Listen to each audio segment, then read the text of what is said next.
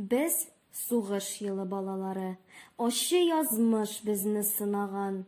Тормыш авырлыгын без күтәреп, күпме сыгылсак та сынмаган. Онытырга телим, мөмкин түгел, яралары калган йөрәктә. Әлдә булса минем үткәннәрем, тешләремә кереп йөдәтә.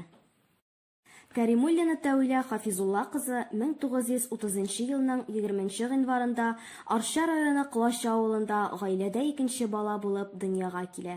Әтисе һәм әнисе бик гыйлем кешеләр булалар. Балаларда да шул сыйфатларны тәрбиялиләр. Әтисе мулла була. Колхозлашу чоры башлангач, күмәк хуҗалыкка керми. Колхозга керү динеңне сату белән бер тыела аңа. Урманда агач кискәндә, салкын тидереп, Тәүләгә 6 яшь булганда, кеше сеңелләре туып кына калганда, 3 баласын ятим калдырып әтиләре үлеп китә. Абыйларына 10 яшь, икесенә яшьли нужа камытын кияргә туры килә аларга. Онытылмаслык мәктәп елларын дәһшәтле сугыш сереме каплый. Укудан кайткач, колхоз басуында башак җыя, килтә бәйли, әнисе белән төнгә кадәр урак ура, сеңлесен карый. Башланганда без башлангыч класста гынайык. Без бик зур эшләр эшли алмаганбыздыр инде. Әниләр җана булышырга барадыр, әниләр урак урганда урак урга да барадыр. Башаклар җыядыр инде.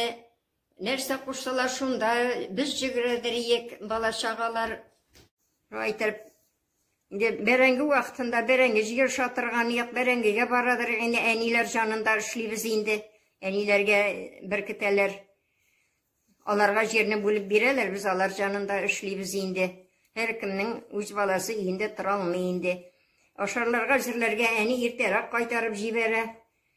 Мин ашарга әзерлим, әниләр соң кайталар инде алар. Мин Казан астына